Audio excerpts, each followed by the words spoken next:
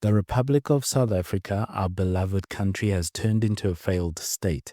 It has turned into a failed state because we have adopted the wrong sort of thinking and the wrong sort of ideas. One of the things that we have lost is we've lost the respect of traditional institutions and social structures. That is why South Africa needs a conservative government. Foundational to the viewpoint of conservatives, we view traditional institutions as libraries of accumulated wisdom that have evolved over generations through trial and error. These institutions include the family structure, religious organizations, cultural customs, educational institutions, local communities, civic associations, social hierarchies, marriage, and common law. As conservatives, we would argue that these traditional institutions embody time-tested solutions to social problems. They provide stability and continuity for a society. They transmit culture, values, and wealth across generations. They create social cohesion. They offer moral guidance. And they structure the human relationships in a healthy and productive way, providing meaning and identity to individuals. And they generate a sort of a social capital without the tyranny. This is influenced by the great thinker Edmund Burke, who is often considered the father of modern conservatism in some circles, and he argued that society is an organic partnership between the living, the dead, and those yet to be born. This describes the conservative view accurately. As conservatives, we think that society needs to be cautious about disrupting inherited social arrangements that may serve a purpose we don't fully understand. Conservatives want the society to be stable.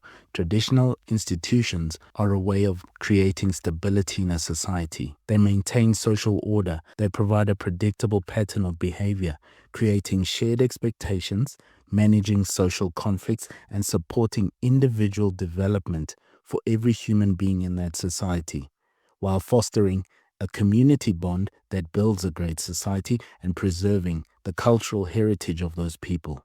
It is a way of forming character, a character of a society and its individuals. Conservatives emphasize traditional institutions because they shape good morals and encourage good morals. It teaches social responsibility and instills the civic virtues that make sure you live in a high-trust society, developing personal discipline, creating ethical frameworks for people to live by so we keep a thriving and healthy society, building social skills across the board from a young age, and fostering leadership qualities in its citizens.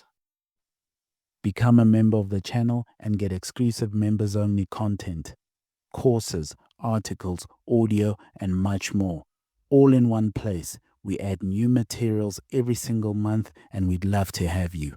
Check out the links in the description or in the links for the channel. Around the countries in Africa and the world, conservatives generally prefer gradual evolution over rapid overnight change. As conservatives, we like the organic development over planned transformation.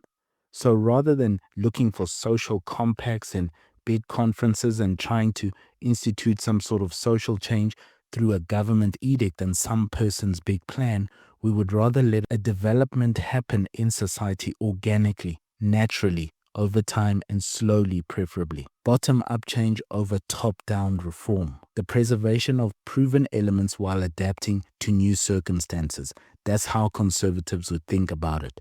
A respect for existing social bonds and institutions. And the sort of threats that have taken over South Africa are the sort of threats that a conservative party would keep out. The sort of things like rapid technological change that fries the brains of our children and has them acting as whores on TikTok. Elements like cultural relativism, which is just socialism by another name, excessive individualism, which fosters crime and greed, government overreach, which causes the president to sign bills that can just take away your land, radical social movements that cause more trouble than good and go nowhere, market forces that disrupt communities like just locking down an entire country overnight, and of course, managing globalization and making sure that colonialism doesn't come in by another door. Conservatives think that institutions can evolve while maintaining core functions and that stability benefits all social groups in a society,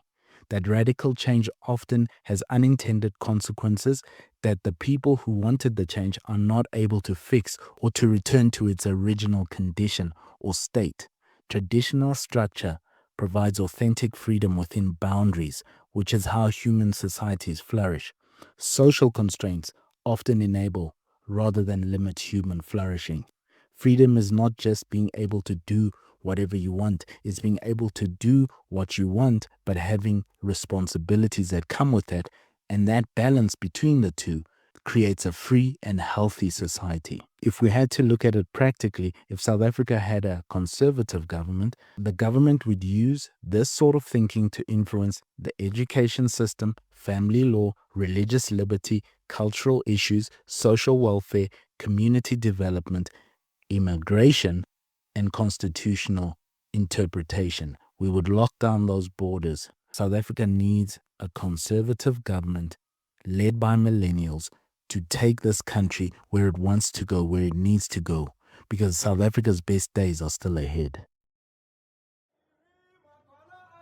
Magwala, cheche, Hoya Rona,